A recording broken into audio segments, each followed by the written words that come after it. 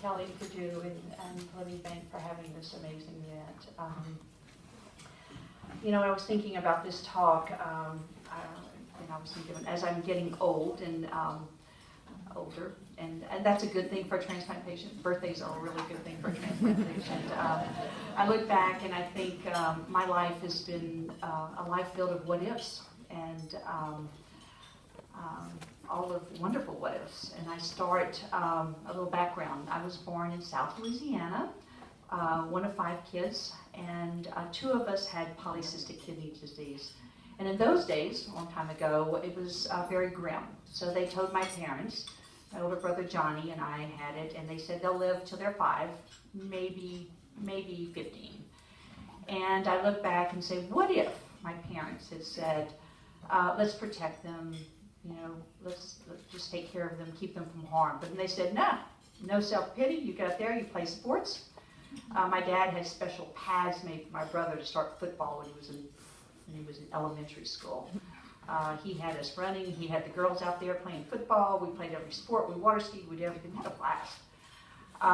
He even had us take Dale Carnegie courses to prepare for college, all to live a very long life. Unfortunately, I lost my brother at the age of 39 and my mom at 61. But tonight I'd like to honor my dad, my 89-year-old dad, who had raised us with a joie de vivre, and his lovely wife, Beverly O'Brien. So I was blessed to do that.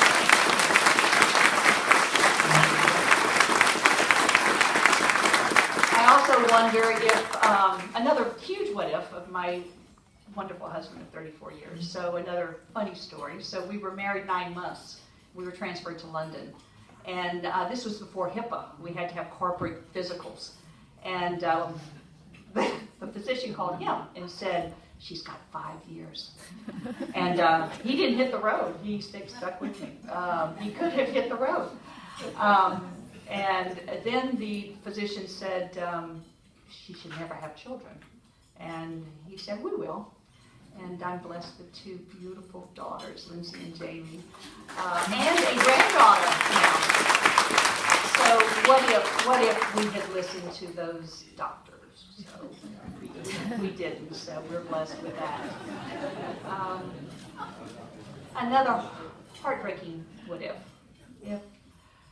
Dr. Lillian and Osama Gaber hadn't taken the unfathomable heartache of losing their baby girl and turned a tragedy of an accident and said, you know, we're going to not only donate our organs, we are going to turn this into something to help, beyond the imagination of what we're doing right now. And to turn this into something, and Nora's Gift Foundation at the time, and now Nora's Home. And for those of you that don't know, Nora's Home is a home away from home that provides hope and support and housing. 16 family rooms. We turn away 5 patients for every one that we can accommodate right now. We're about this close to finishing the fundraising to double in size. That's phase 2. There's more to come. So if we had not done that, if he had not had that generous of heart, he and Lillian, you know, the what if. We have had over 13,000 night stays for over 600 patients.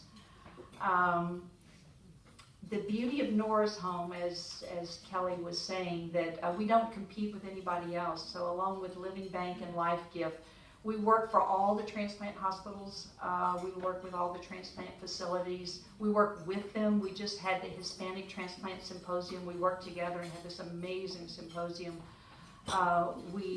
We provide services to them. They benefit from ours, and it's a great opportunity. And for those of you who know that Dr. Robbins, the new chairman of the medical center, his motto is "Let's play in the sandbox together." And I think we're doing that really nicely. So he'd be proud of us.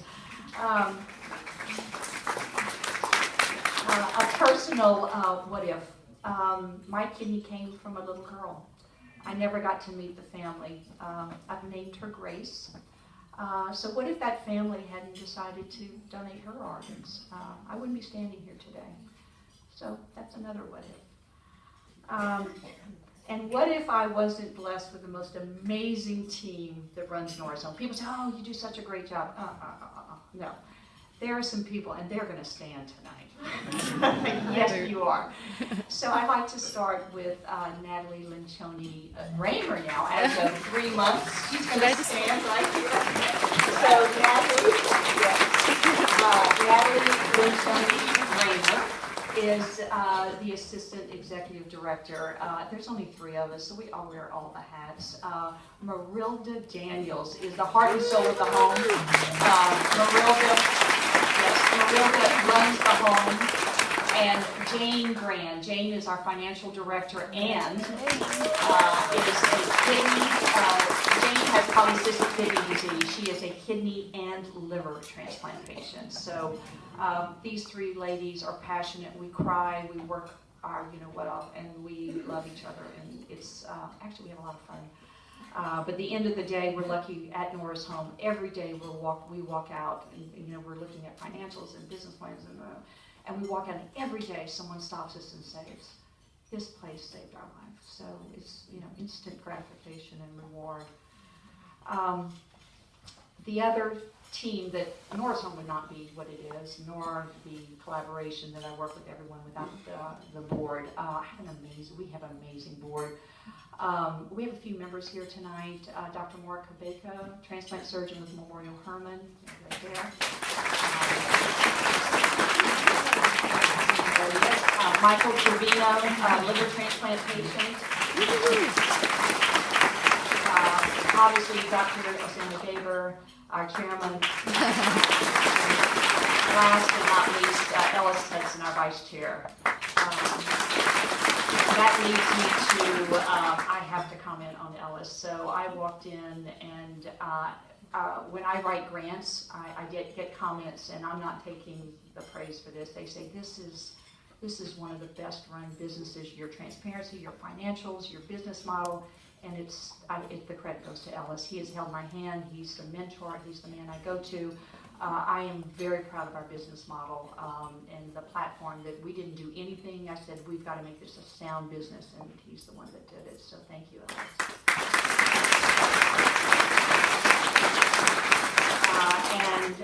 He is also with the JLH Foundation, and tonight I know that they mentioned JLH, but behind that, from day one, Paula Hearn and Tom Barber were, before I even got involved, worked with Dr. Osama Gaber to initiate the funding, the support, not only for Living Bank and Norris Home, throughout the state, any need for transplant patient organ failure, they are there in the background. They are. Thank you, Paula. Thank you, Tom, for always being there and having our back. Thank you, and thank you for driving in from Austin tonight. It means the world to me. And last but not least, I just have to say, and I think this is not for you guys, but you need girlfriends in life. So I could not have done this without my girlfriends. I have so many here tonight. One in particular, so Linda Strickland's on our board, so also Linda Strickland, but she's in my girlfriend category too, so thank you, Linda. So Linda and I go back like 40 years. So the first week of work, and I'm officing with Living Bank, and I said, we're gonna build this home, and I'm so excited. She called back and she said, I think this Norris home needs a healing garden. I was like, yeah, sounds good. And she called me back and she said, Jerry and I and the Strickland family want to do this for you. So for those of you who haven't been to Norris home, this is the most beautiful healing garden that they did. So it's a what if we didn't have a healing garden. Thank you, Linda. Another story is Sally McDevitt has checked me into more emergency rooms when I was in organ failure than you can count. In her gracious way, she would tell that nurse, get that IV in right now. And then another story, Jan Rawson, I got the call and they said, can you get to the hospital in 15 minutes? And I couldn't find anybody to drive me. And Jan Rawson is this very genteel Southern lady, and we're driving, and there's a garbage truck that's driving. She gets out there, she told that garbage truck, you move that garbage truck. Anyway, everybody needs girlfriends. So all of you tonight are part of this wonderful collaboration. In conclusion, I look forward to working with you and taking all these what ifs to can do's as we embrace our dedication, our work, as we work together to help those in need that are suffering organ failure and transplantation. Thank you and God bless.